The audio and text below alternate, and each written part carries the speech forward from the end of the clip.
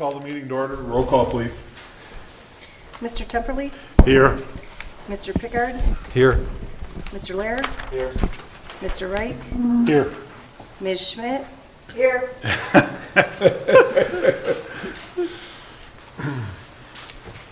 As is standard at the beginning every year, we elect a president and a vice president, so I get to start the meeting. And I will entertain nominations from the board for board president. I'll nominate Ian. Are there any other Do you want to second that? nominations? No, You we should second it. These are just No, nominations. you don't need to, you don't need to second. Oh, no need Yeah. to second. Are there any other nominations? Are there any other nominations? I will entertain a motion to nominate Ian Lair and close the nominations. No, you close the nominations first. But you can close the nominations and actually nominate him at the same Oh, time. all right, We'll vote for him for president, all right. because he's the only one nominated. I move we close nominations and vote for Ian as president. Is there a second? I'll second that. Roll call vote. Mr. Pickard, Aye. Mr. Laird, Abstain? Mr. Reich, Aye. Ms. Schmidt, Aye. Mr. Temperley. Aye. Motion passed 4-0. I now pass the gavel over to you, Mr. Ian Lair, president of the Public Works Board. So, concurrent with what I was alluding to earlier, I'm gonna need some help. Aye. We'll point out all the mistakes. You got a couple old timers. You had a couple old timers on either Yeah, side of two you. city attorneys. Yeah. Yeah. So now you open the nominations for vice president. I'd like to open nominations for vice president. Say again? You really coach me here. Do I have any nominations? Do I have any nominations for vice president? Well, I'll nominate myself, so. So then we're Second. Really looking for Are you help. since we don't need seconds on the nominations, Yeah. are you gonna move to, I move to close nominations and vote for Todd Temperley for vice president. All right. So then, You call the roll call, just roll vote. roll call vote then. All right. Thank you, guys. Okay, just one moment. So Vicky, I just want to make sure that I've got this right. You motioned to close and to vote. Todd, was there a second? Yeah, I second You it. seconded? Okay, thank you. Mr. Laird, Aye? Mr. Reich, Aye. Ms. Schmidt, Aye. Mr. Temperley, Aye. Mr. Pickard. Aye. Motion passed 5-0. So then we move on to item number 5, correction and approval of the minutes for April 10th meeting. Motion to approve. I'll second that. What do we do at this point? A roll call vote. Roll call vote, please. Mr. Reich, Aye. Ms. Schmidt, Aye. Mr. Temperley, Aye. Mr. Pickard, Aye. Mr. Laird. Aye. Motion passed 5-0. So then on to item 6, questions and public comment. Just make note, there's nobody here, and then, Nobody that counts, that is. yeah.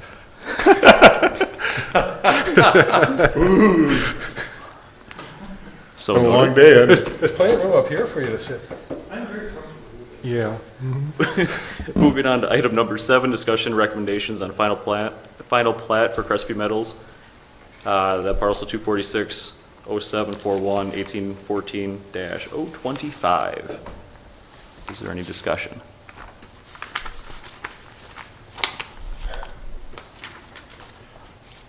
Well, the only thing that I saw that was different was when the city council looked it over, they had made some qualifiers, if I remember right. the qualifiers were similar to what was on the Public Works Board. Okay. Vicky amended yours to say that it had, instead of following the requirements of the ordinance, it said to follow the requirements set forth in the, or the recommendations set forth in the planners and engineers memos. So that carried through to the city council and the planning commission. Technically, we normally have construction plans. And I haven't seen any construction plans, have you? No. The final plat could move forward with one modification that we'll note as part of the engineer's memo, and that's that we need easements all the way around the lots. But that's consistent with what's come forward so far in the engineer's memos in the previous meeting. Second one is that we have to have finalization on the construction plans. Now, there aren't a lot of construction plans. Dwayne is pretty much handling the street rebuild for them, and so but they do have to cut in services, water and sanitary services. There'll be a little bit of electric. Most of that's already in.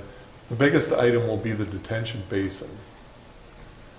And I've seen drawings of it, but I haven't seen the final documents, so that'll have to be part of the recommendation too, is that goes forward with, as recommended by the engineer and the planner. When you say detention basin, are you talking just for construction or long-term? No, they actually have to have a long-term stormwater detention basin. Where does that go? It's actually designed to be on the northeast side of the subdivision. On highway then? But it's not part of the plat. Yeah. No, it's not part of the plat, it's part of the construction plans. So then the part that we're looking at is just the plat side? Is there like another stage where we need to look at construction? Well, normally we get construction plans with plat. But this one, it was so minor that I think they didn't think they needed to submit anything, because it's just putting in laterals and the street pavement, which we're basically taking care of for them. And the curb, and the repair of the curb. So it was gonna be built to city standards no matter what. But let's be clear that that'll be included in the development agreement, the cost sharing of the maintenance after the trenches are put in. So there is a mill and overlay proposed for that street as they're doing their sewer and water trenches, rather than just having them patch those trenches. We're looking at doing a mill and overlay, which overall will be a longer term, better product, and actually somewhat cheaper than just doing patches themselves. So not overall less price, but the cost of doing a patch is more per square yard than mill and overlay for a square yard. So we're looking into that with them on the development agreement side. Will there be a homeowners association that'll have to do long-term maintenance on the detention basin? No, it's similar to the other ones. It's gonna be a dry basin. And so they have the requirement to maintain the mowing, Who is they? the lots. They would have to somehow have an agreement to maintain that. Usually, I thought we did that by homeowners association agreement. We have, I know there aren't very many homeowners, but we didn't, and when we did the forest one up on the end of Brewster, we did it a little bit different there. But I haven't seen the final proposal. Like I said, the construction plans aren't complete on that. are we gonna leave the construction plans up to the discretion of city staff to approve? That's up to you, but I asked for the plans and I didn't get any, and I just assumed that they must have thought that they didn't have to do any. In fact, right now there's some discussion whether we can require stormwater detention because of the new statutes. Do they need to really have stormwater detention then? As an opinion, not. I believe they do. But I think we've had complaints before, right? People's basements getting flooded over there. well, that's, That's to something a certain different. extent, that's how you grade out the lots. Mhm.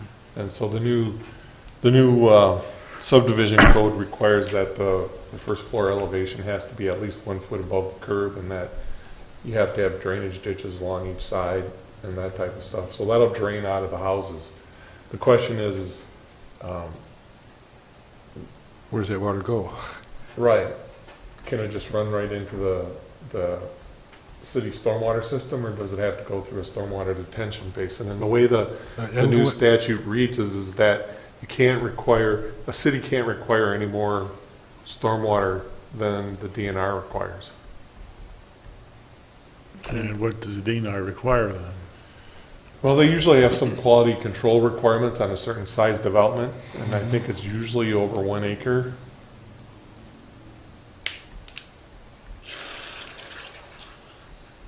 So, So it's unclear to me if this is gonna drain towards the street or towards the back also. Well, some of it's gonna drain towards the street, some of it's gonna drain towards the back, and that's where they had proposed to put the stormwater detention basin when we saw the initial set of plans. so do we need to modify this prepared motion to, No, the prepared motion will capture it. Basically, it's what Vicky said.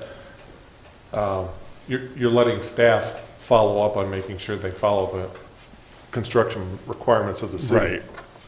There Which should- are part of the original memo that you saw the last time you approved the preliminary plan. Yeah, There should probably be covenants and restrictions, and that would address how you're gonna handle stormwater if you don't do the basin.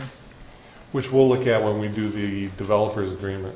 Right, but that should be, I'm assuming that that's still in Title 11, that didn't go away when we redid Title 11. No, that's still in Title 11. Yeah, so that would be a requirement that Dan will take care of, that he'll have to approve them.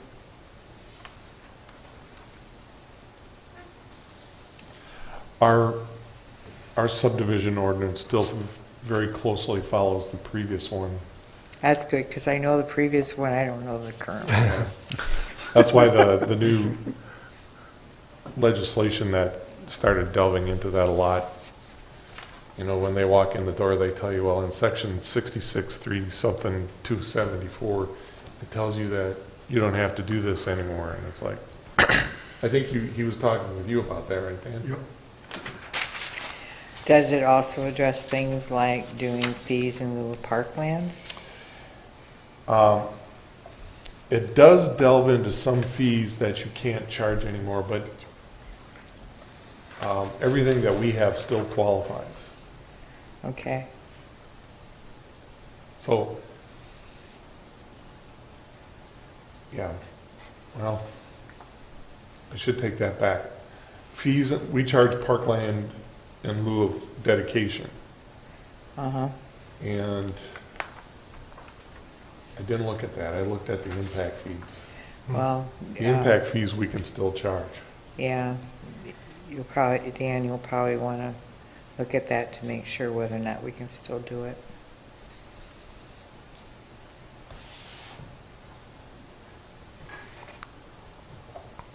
So how is the stormwater retention maintenance being handled for the development over by Brewster Drive?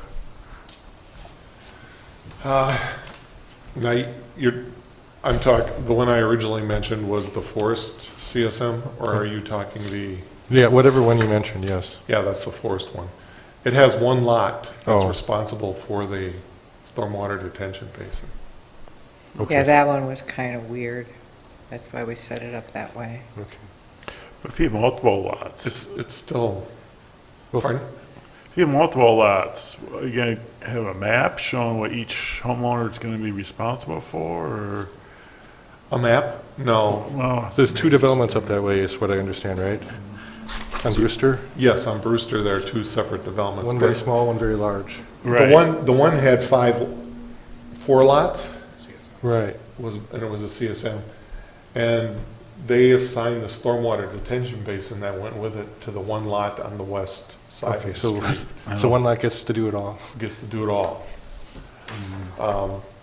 In like Brookstone, that big subdivision handles all the existing residential. And the potential development to the south, that's still phases, I think, 7, 8, 9, and 10. But these commercial, which were commercial type lots, weren't included in that. That was some of the conversation we had last time, and we went and checked, and they're not included. As long as we make sure, as long as the city makes sure that, you know, it's clear in writing legally who's responsible, so Yeah. that Yeah. when it comes time for whatever, that we can, you know, that the city and somebody's not doing what they're supposed to be doing, that we can, Historically, we've made the developer assign it to a group or right, a person for certain types, and then we take over certain features of it too. Because generally what happens is, like on the Brookstone one, they're responsible for dredging the pond, but we're responsible for all the pipes. And that's because, you know, you dredge once every so often, but the pipes have to be maintained on a more regular basis, and the DNR requires us to go out and inspect them at least once a year. So we just take over that responsibility.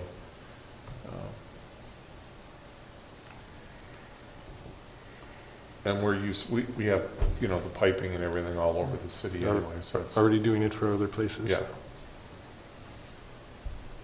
So that's what we'll try and work through is when we get to that point of setting down and knocking that out. I know that general engineering is doing the plat and the construction plans. I just wish they'd gotten it in already. So to your point, Vicky, if we were to do the motion, would you still want follow-up? To make sure that we're still doing it okay, or just kind of let it be? Generally, as long as when we get to the final plat approval at the council level, if it hasn't been handled at that point, then we would have to have some conditions in the motion, but it's okay for now, I think. Unless you're not comfortable with it. No, I got faith. Because it comes back to city council on June 5th after it goes to the plan commission on May 22nd. So there's still plenty of time to get back there. I'm okay with it then. Yeah, historically, the city has often approved plats with conditions on the approval. The Okay. conditions need to be met. So then at this point then, I'd entertain the motion as it was written. I'll make a motion to, motion 18-5-1, recommending final plat approval. I'll second that. Roll call, please. Ms. Schmidt? Aye. Mr. Temperley? Aye. Mr. Pickard? Aye. Mr. Lair? Aye. Mr. Reich? I think I abstain. Motion passed 4-0. So that brings us on to item number 8, million in asphalt, concrete paving and patching. Of which we have some nice extra information. Care to elaborate? Sure, thank you. The city opened bids yesterday on LM 118, milling, pulverization, asphalt, concrete, paving, and patching. This is primarily the maintenance type work that we've been talking about here at this board for some time, and we have been annually. There were two bidders, Payne & Dolan and Wolf Paving, typically two of the contractors that bid on our projects. Last year's contractor was Payne & Dolan for this type of work.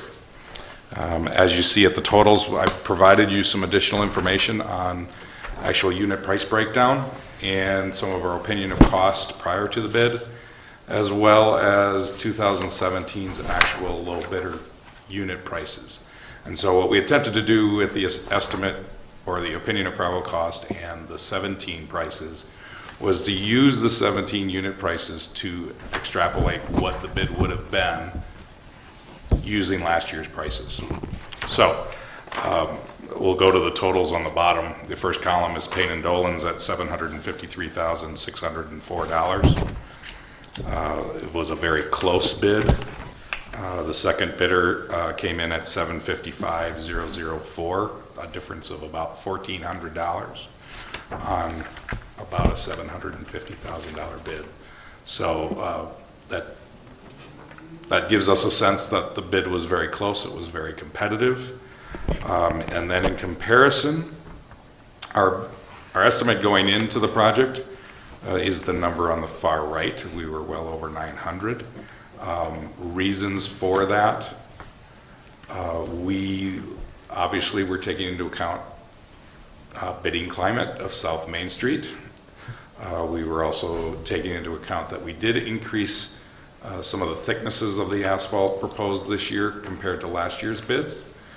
So there was some proration that was done on the 2018 estimate. That being said, we looked at last year's prices, and if you look at last year's prices extrapolated out, we're still in the $870,000 range. It drives home that these were very competitive prices, and the prices are actually lower than last year's prices.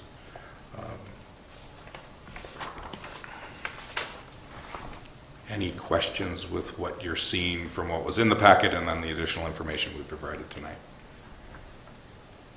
This is the right side of the coin to be on, so this is the right side of the coin to be on, so I'm pleased to hear that.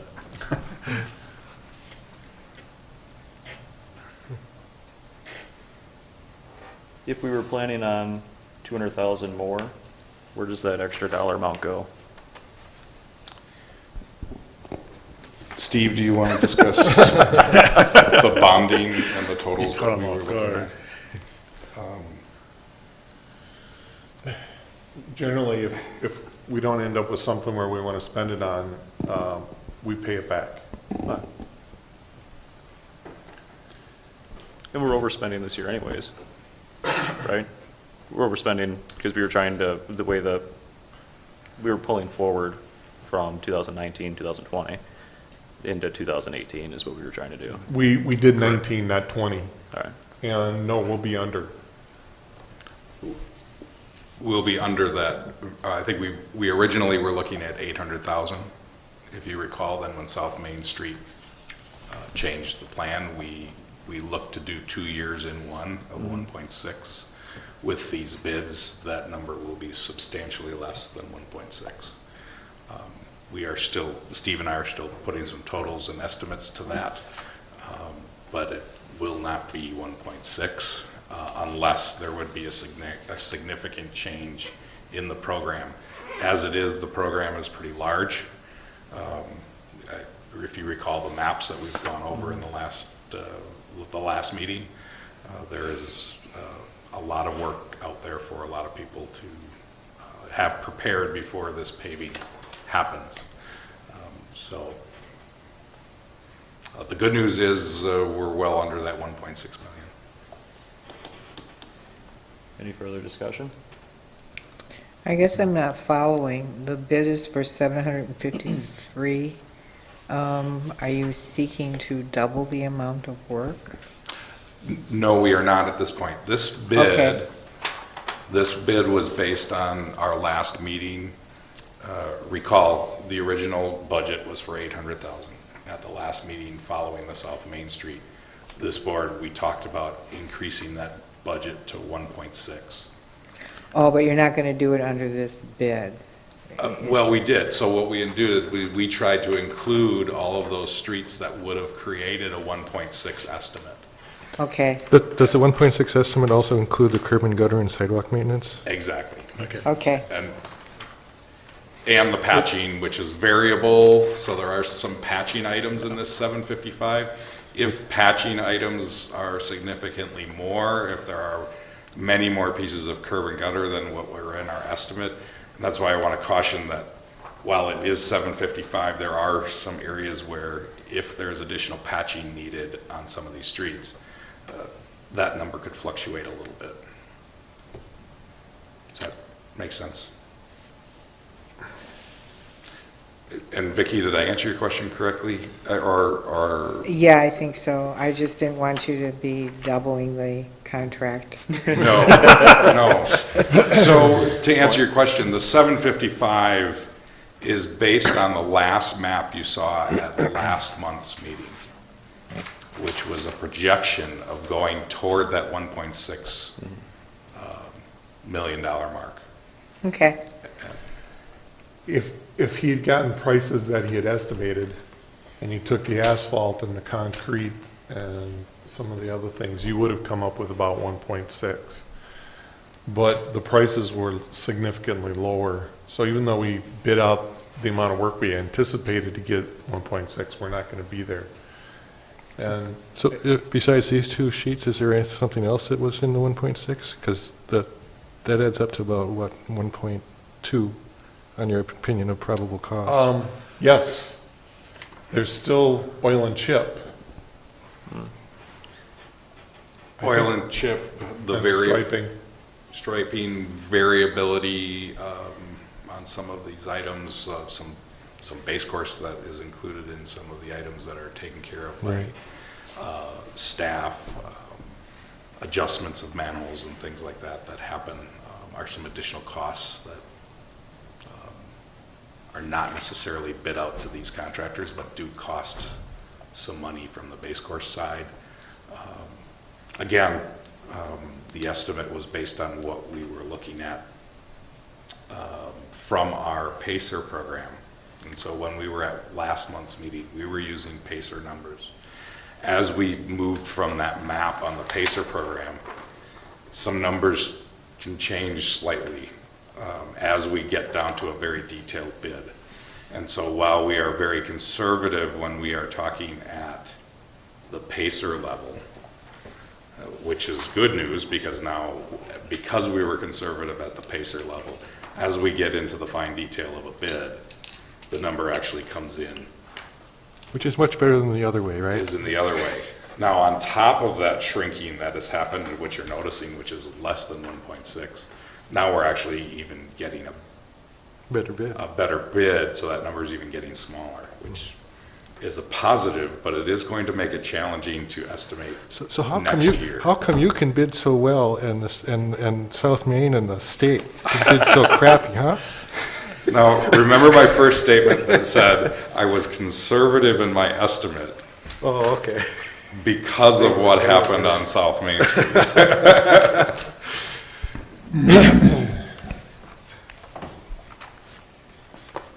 Any other comments?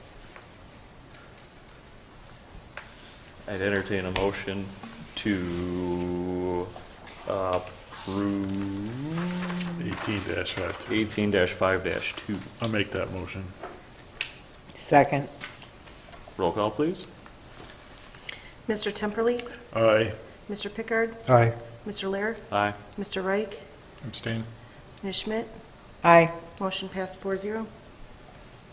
Brings us to number 9, curb and gutter. The other worksheet. The other spreadsheet, the other bid that was opened yesterday. This is LM318, concrete curb and gutter and sidewalk maintenance. Again, very similar to the last type of work. This project was, had one bidder, Schweiger Construction from Lake Mills. The bid is $149,741 with a minor multiplication error that corrects to the city's computed total of $149,721. It's only a difference of $20. Using the same type of analysis, because we only have one bidder on this project, we looked at our original, our opinion of cost heading in was $153,000. It's $4,000 higher than the low bid, or the bid that came in. We then looked to further analyze the bid because there was only one bidder. We looked at 2017 low bidders' prices. That if the low bidder from last year would have bid this year, it would have been in the $123,000 range versus $149,000. We also then looked at what were last year's 3 lowest bidders. So last year's work, if the 3 lowest bidders, if we average that bid price, if each of the unit prices, what would this bid have come out to be? And that total is $154,000 as well, very similar to what our estimate was for 2018. And again, slightly higher than what the actual bid came in at 149. So at this point, we are recommending that, even though it was one bid, it's very similar to some of the other prices that, what we were expecting, and very similar to prices that we've seen last year. I think there's a lot of work that goes into the spreadsheet, which helps me understand a little bit more, so I appreciate that. And I want to thank Misty for quickly starting that right after the bid yesterday and helping me get to this point where we have this finished for you tonight. So thank you, Misty. Who was the concrete low bidder last year? Rennock Construction, and as you will see on your tour later tonight, they still have some carryover from last year's contract, if you recall, County Trunk Highway V sidewalk, and then also some miscellaneous sidewalk repairs that were still from last year's budget, or last year's program, and that was rolled over into this year. They've worked for the city multiple years in the past. Do you know why they didn't bid this year? Speaking with them today, they had a concern about the timeline in June and July. They were very busy in June and July. And they were concerned of not being able to get ready for our summer patching and our chip seal program like they have done in the past. I thought maybe you pissed them off last year. That has also been considered. There has been some yelling and screaming. You're speechless. I feel like there's more to this story. He's very deliberate. He's picking the right. There's more to the story, and we won't get into it. I think that's appropriate. So contractor Schweigert Construction, who is the bidder this year, was the low bidder 2 years ago and did do work for the city in 2016. It has somewhat revolved between those two companies for some years now. And to be fair, Schweigert Construction had the similar issue last year, and actually where they were concerned about some of the timing. And so it's not unusual that can happen, especially when we're talking about a project that really lasts through November, and is very kind of coordinated effort with several other contractors. And we have already started some of those conversations about timing of summer patching, fall patching, chip seal, mill and overlay, and the pulverization. All that requires some coordination from not only the paving contractor, but also the concrete company and as well city staff.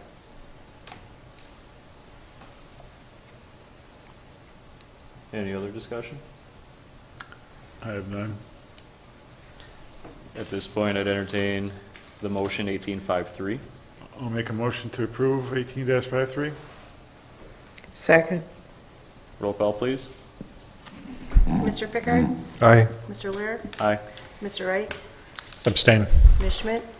Aye. Mr. Temperley? Aye. Motion passed 4-0. That brings us to the tour.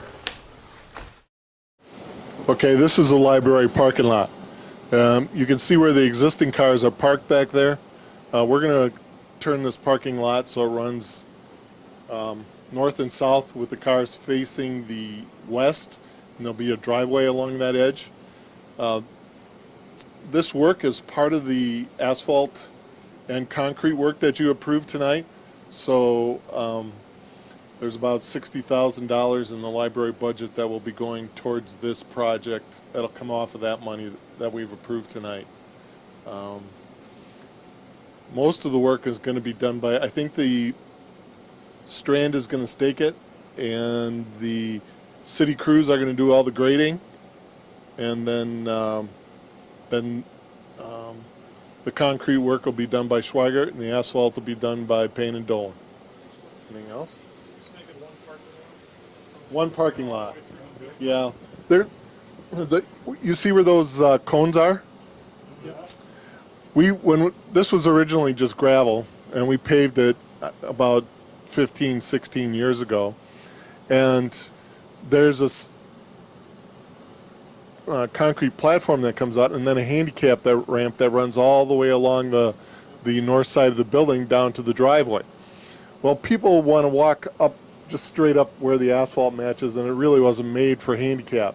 So we've been having people do slip and falls, and so what we tried to do is figure out how not to have to spend a lot of money on a rail. And if you look at that parking lot, especially where that white BMW or Mercedes is, that it's all busted up. So we're just going to come in and redo all the asphalt and concrete, and we're going to make the grade run from here to that so that there won't need to be any handicapped anymore. The asphalt pavement will actually act as the handicapped ramp. Yes, the trees are coming down. I think this tree will probably come down too.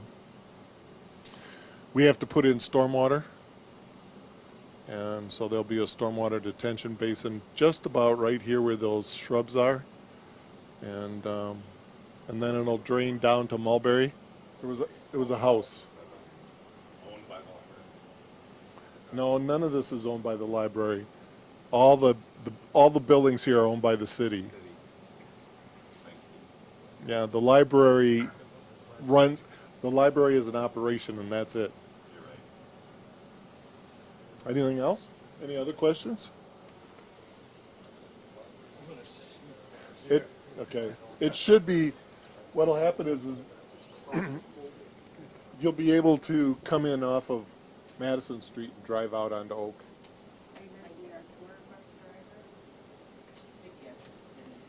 So. Any other questions? Do you mind if I stand here? No, that's okay. All right. Okay, all we want to do is stick around. There's really not a lot of stalls there. And the lot was already owned by the city, like correctly said, was owned by the. So now we're going down Mulberry, wherever you want to stop. Okay, this is Mulberry, and the project actually starts here at the bank and runs all the way up to Grant Street. These high areas here, the sidewalk's going to come down, and they'll have to grade those front yards out. They're going to have to make the handicap ramps work all the way through the park and running up part of the street here. The electric will go underground. So all the poles that are on the east side of the street will be gone, and the electric will run underground on the west side. The street will stay relatively the same size. The sidewalks will be 5 feet. So the sidewalks will be a little bit bigger. The street will be Pull over and stop just for a minute, right past the 2 feet wider, driveway. 1 foot on each side. We'll sit here along the. Right about here is where the electric comes out of the ground and goes back up on poles.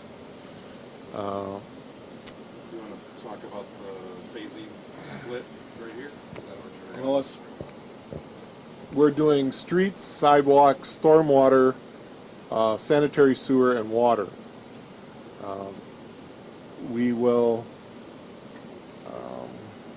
We originally were going to start on the south end at the Bank of Lake Mills and head north, but because now we're doing both South Main Street and Mulberry at the same time, we're actually going to start somewhere near Fargo here and head north first, because this is a nice split. Does the stormwater and the sanitary sewer both split here? A lot of the stormwater will go down Fargo Street. So most of it that way will go down to Madison Street, and then up here by Grant it'll go down the old Clark Street right away that doesn't have a street in it. And we can look at that, but it's about a $1.4, $1.5 million project.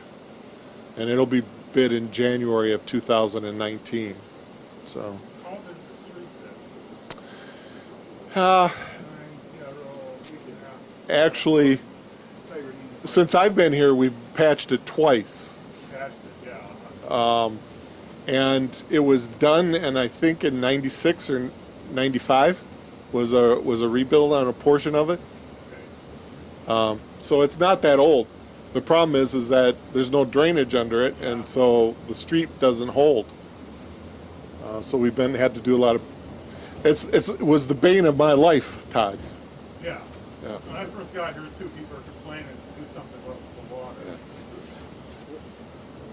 Bike lane on here versus South Main Street, were there different rules, different requirements? There were different requirements, but they're very similar. This one is actually a grant to the city, and the other one is actually a highway project that they do that we participate in. But the right-of-way acquisition on this one, we pay all of it. We paid all the engineering. So on South Main, I thought the state said you must have bike lanes, correct? Yes, In here? we got away without bike lanes. Yes. How, because what, the historical designations or Not a state project, or it's a local project? local projects? It was a local project, and it wasn't a designated bike lane or bike route. And the historic district contributed to the fact that they didn't want us to take out a lot of stuff, and so they let us. And the rules had changed from when we signed the first SMA to the second SMA. We'll take a left, and I'll show you where that is. What was the motivation to do 5-foot sidewalks instead of 4? ADA requirements. Because it's too steep down at that point, or what? No, that I think to get. Yeah, anytime you have a federal grant, you have to construct the ADA requirements, and ADA requirements require 5 foot wide Well, unless you have sidewalk or driveways. driveways. Yeah, There's plenty of driveways there. yeah. It was just easier to put in a 5 foot across it than try and figure out. The next right up, or excuse me, the next left. So it does get into this, This is the what we call the Mangan development or Rock Lake Luxury Apartments, and there are scheduled to be 144 apartment units on this end, on the north end, and then down over there, there's another about 9 acres. That'll be 40 some single-family lots. They have taken out building permits and have everything ready to go for the first 5 buildings, which will be constructed right up here. This all up here is private. Street ends right about here. And there's another street that comes in from the other direction and ends right at the end there. It has, you can see where the fire hydrant is, so it has full public water. Starts over here and runs all the way through and comes out over at East Mills Drive. It has full sanitary sewer, has a huge stormwater detention basin, which he's probably working on over there. And Paul's getting ready to start the electric. Month and a half. Yeah, so. So this will be a private street through here. Right, through here. With sidewalks? No, the sidewalks come in and they end up here somewhere. Yeah, at the end of the cul-de-sac. The only thing we have going through here is the street had to be constructed to handle emergency vehicle traffic, because we have to be able to come in from both ends. So where we're at is the cul-de-sac, which is still public right of way. Right, and then right about where up there, you can see it goes out a little bit, and then it starts running that way. That'll be a private roadway. And then, it's hard to see from here with all the equipment up there, but about, what do you say, Dwayne, 1,000 yards, 1,200 yards, there's another out that goes out towards East Mills Drive. Near East Mills. it's pretty clean. This is our existing yardway site. It's not really a compost site. They haul it in, drop it off here, and then eventually we haul it out to the county shooting range and bury it. It's been pretty effective over the years. The biggest problem we have is kind of seepage. So septage gets wet, soaks, and then runs into the creek. That's not very popular. And then it's a narrow enough that people come in and they don't stack it like that. They tend to dump it all along the edge here, and then every morning we have to come in and push it back up. It tends to fill up really fast on weekends, and then when we come in and push it up, they can start working on it again, but it's not really an effective drop-off site. You can see we have a lot of signage out here, but it tends to get beat up pretty quick. Well, it's been that way a long time, Steve. If this were to go away, what would you do with the property? We'd sell it to them for parking. See, what they do is park where we are, and you can see how it beats up the edge of the street. So we need to, even though they've got nice new parking lot back here, the people who want to get out of work and out of here, park along here, even when it's extraordinarily muddy. Yeah. Yeah, look at those ruts. Yeah. Hey. Is there a project? What? Is there a project going on here? Well, what we're doing is the compost study, and this is, what we do now, and then we're looking at how we could handle it differently in the future. So we've had one meeting on that, which was last month, and we'll have another meeting on that next month.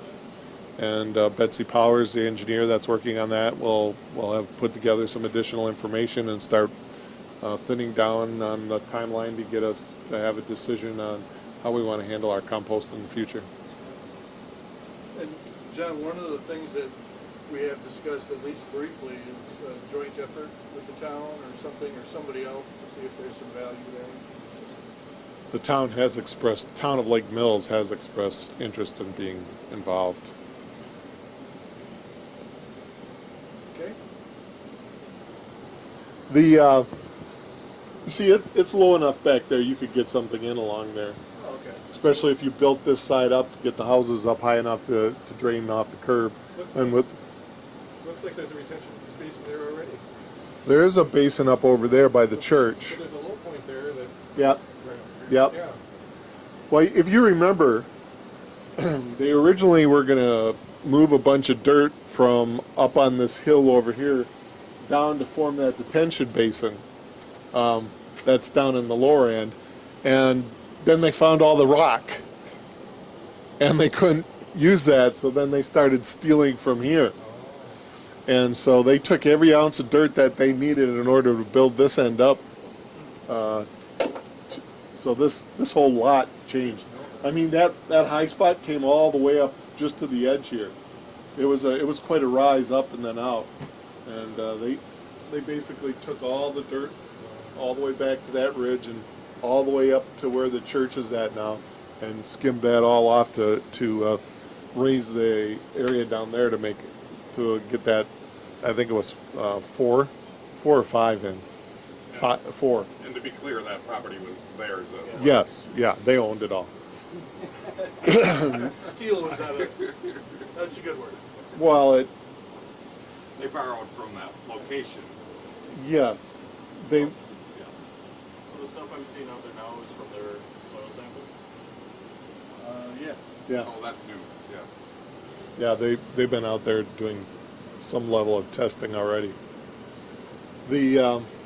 But this is where the subdivision will be. Runs all the way up from the sign up there, all around up to that brown house up there. And there's not a lot to do. I mean, the curbs here, the pavement's here. They'll have to repair the pavement, which is in Dwayne's bid. So we're doing the work. We're doing the curb repair. They'll have to put in the sidewalks and the stormwater detention basin. Paul's putting in the electric. I'm assuming WE and Charter and all, although that may be here already. Some of it probably is. Yeah, so it's a really, really easy subdivision. It's not typical where we would see a lot of construction plans, sanitary sewer, water main. To be clear, they will be paying their portion of those patch spots. Right.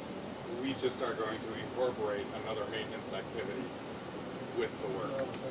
We didn't want a bunch of cuts in the street.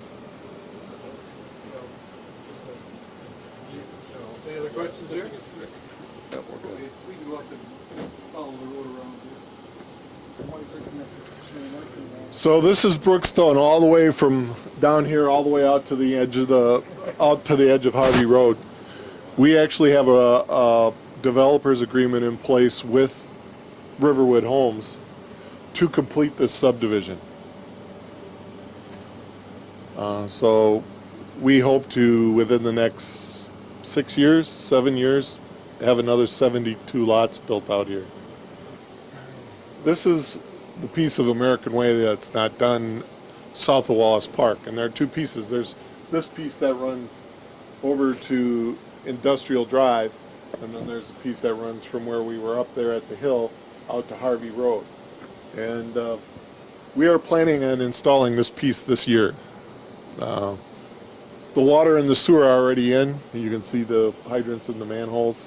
The base is all ready to go, been prepared. The only thing we have to do is put down the rock and the asphalt and the curb and gutter. And some electric. But that project is online to be done this year. We were looking at, there's a rabbit sitting there. We were looking at constructing the street as a whole city project if the developer on the south side gave us the land for a park to expand Wallace Park into. He is still thinking about that, but he's also thinking about developing it as a more residential. Anything else here, Paul? Yeah, this is pretty limited. So that's part of the bid we did tonight. We're going to mill and pulverize and overlay. So it'll look like a brand new asphalt pavement. Are you going to replace any of the curb and gutter on this street? There's some down here. As needed, Okay. as just looking, a lot of the curb and gutter looks at least fairly uniform. We'll look to fix some of the obvious repairs that are needed. Pulverizing will allow the street to be reshaped. So we'll look to reshape the crown, probably provide some more drainage. We will probably need to look into, we already are looking into manhole adjustments with the sanitary department. But the goal is with the new paving, some of the large bumps we've already bounced through will hopefully be eliminated with that pulverization project. This street is actually 3, I think, and the pacer rating, right? So it wouldn't normally qualify for, we'd let it go a couple more years down to a 1, and then we do a rebuild. But the water and sewer under the street is relatively new in comparison to a lot of the other ones, and because of the amount of wear and tear we're going to have in the next couple of years, we thought that, well, this is the time to actually rebuild this street. So it moved up on the list as part of the projects, and hopefully it'll work out well as the detour, or not a detour, the alternate route. Did you do core samples of the base? We have not, but we have had some experiences with Water main breaks. water main breaks in the area, and so I'm pretty confident that by pulverizing and using the existing pavement, that's going to produce actually that pulverization produces base course in itself. In fact, such that once it's reshaped, there'll probably be some material that needs to be taken off and stored. We actually store that and then use it for being used right now for lead service repair, at least trying to keep the patches in one piece at this point.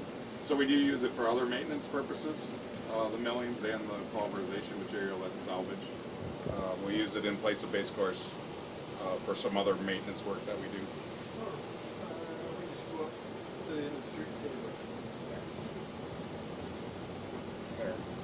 There are no plans on Liland, correct? Not this year.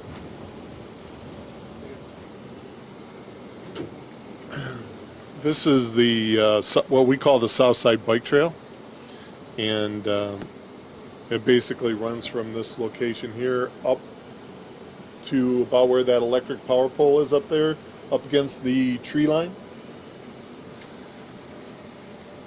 And it's designed, it ties into the spur up there and actually, or it ties into the glacial drumlin bike trail and actually hits just about where the spur that goes up along CP Avenue goes. So you can pretty much get from here up to Jefferson Street or out onto, you can go up here and then run on, get out onto Main Street where the sidewalks are. This project is funded by a state grant and funds provided by St. Paul's Church, and then in-kind labor and equipment from the city of Lake Mills. It's about, say about $35,000 worth of work. Any questions? Public trail, including access through the parking lot to Yep, it's public trail. 89. Mhm.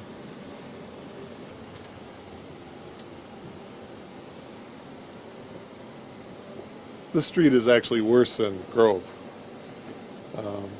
It did, the water study does recommend a 10-inch water main on the street, but the water main that's here is not actually that old, so we decided to go ahead and pave over it and wait to upgrade the water main. But we'll do pretty much the same thing as we're looking at doing on Grove. So pulverize, overlay, regrade it out, get a better crown on it, get the water pushed off. We did look at some stormwater improvements, but I don't think there was anything that was worth it, right, Dwayne? We haven't actually made a final decision on that. We have looked at bringing storm sewer up, unless you've heard something different from No, I Brandon. didn't. So it is still being explored to extend storm sewer from Ferry toward at least the western intersection with Woodland Beach Circle. Yeah, I think it is. Is it circle? With the potential of bringing it to the second one as well. Court.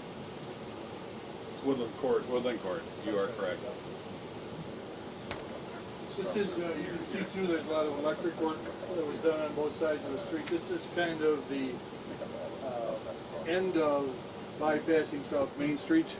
Then we cut over to Rodimer and head down Sandy Beach. So a lot of equipment sitting here now by Lakeside to get it all off of Main Street. These are some of the areas, just so you know, these are some of the areas where we can now feed either way. We're talking about the loop feed going around the lake. Well, this is where some of those connections are made. So if we have an outage, John, we come here, we do some switching, and we can spin her around. Speaking of which, you can turn around and go back to South Main. But you're on South Main too. Yeah, this is South Main. I think you're all familiar with what's going on here. Speaking of tornadoes. Yeah. We're familiar with what's not going on. Yeah, right. Very much better. I will tell you that the company that was doing the work for We Energy, as you can see, they're redoing all the sidewalk. They had put in all temporary stuff, all kind of rough. And so now they're coming back and putting it in a little more permanent fashion, a little smoother. And they're working their way to the downtown area where they're going to fix up all the sidewalks and stuff to get through this year yet. And then we'll tear it all out next year.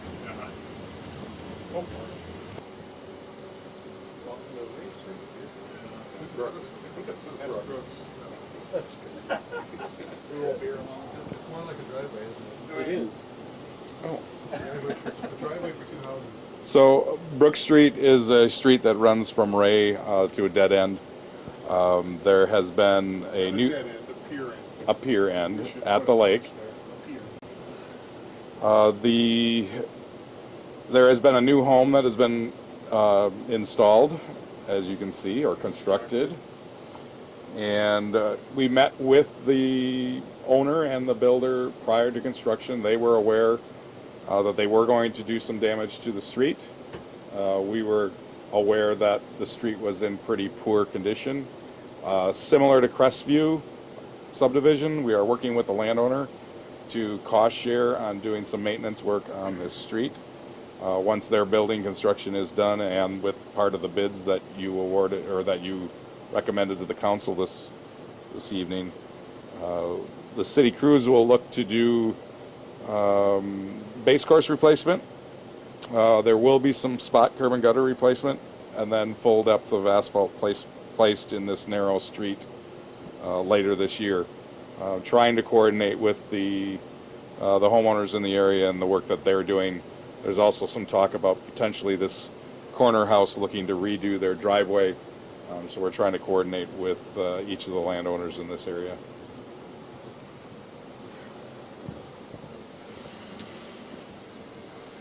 So what's this one, County Highway v. Sidewalk, or?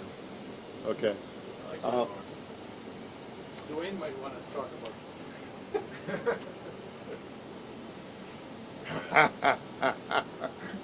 Do you want me to?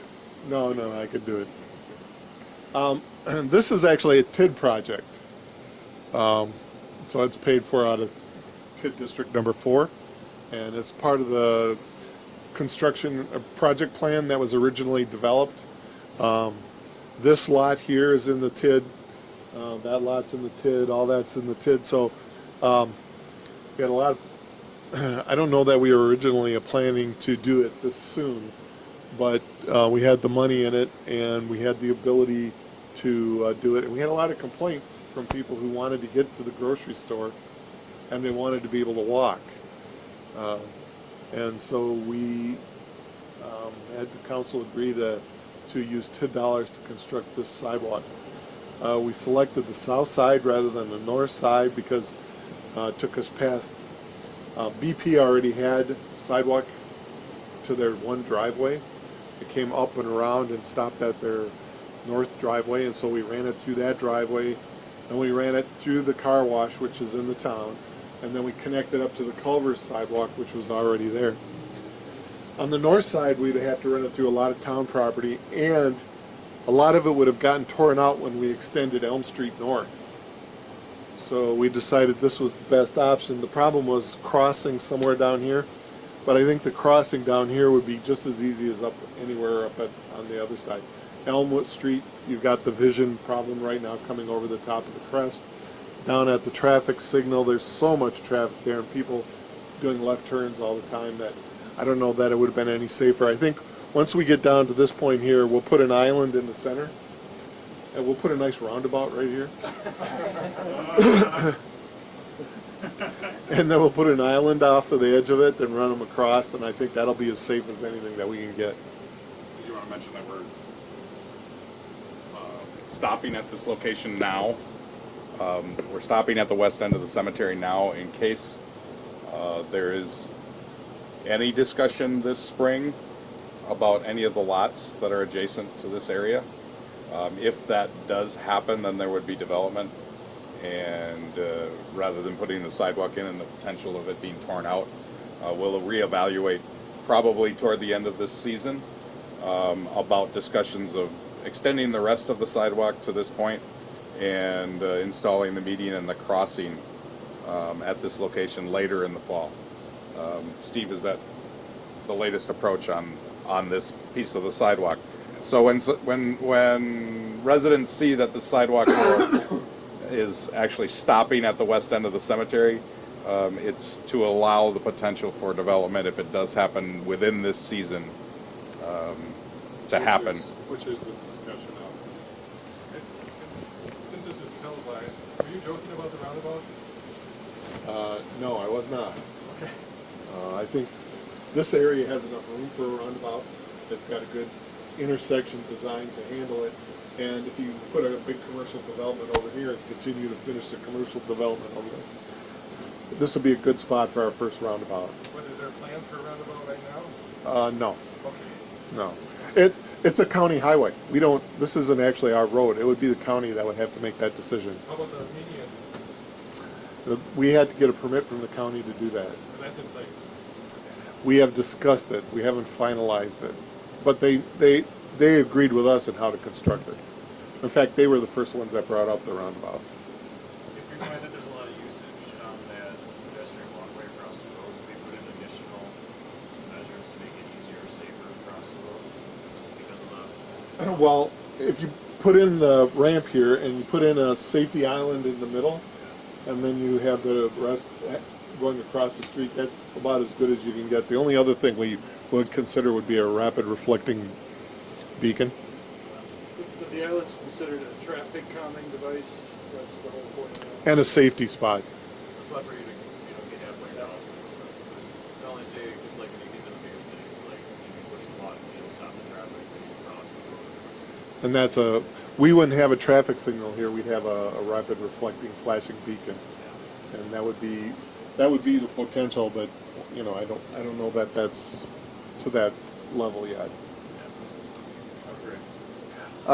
We currently have a site plan for this spot with a commercial development that we're reviewing, and it will access onto Elm Street here. This is not in TID number 4, this is outside of it. So the new development will not generate any additional dollars. In fact, Culver's wasn't even in the TID.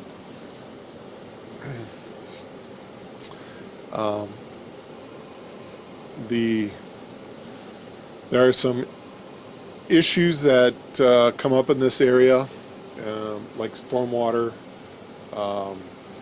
rear access. There's a street right up at the top of the hill there called Linden. It's in the township. It's part of the municipal boundary agreement area though, so several of those houses are already in the city. So the issue will become we're going to end up with the street, so it's how do we make that street usable? And how do we tie it into the Elm Street project here? So those are some of the things we're looking at and considering as we continue to work through the processes here. But you can see that Elm Street has become quite a useful street, and it has led to additional development and a good alternate for going through the other intersection. And you do have access to the BP and the laser and the subway here from the street. And there is the potential, you can see the driveway there, to have access into that development. So it does provide a lot of alternate access routes in the future, particularly if there are access changes at the intersection of Tyranine and Tyranine and Main. Anything else? That is the last spot we got on our list.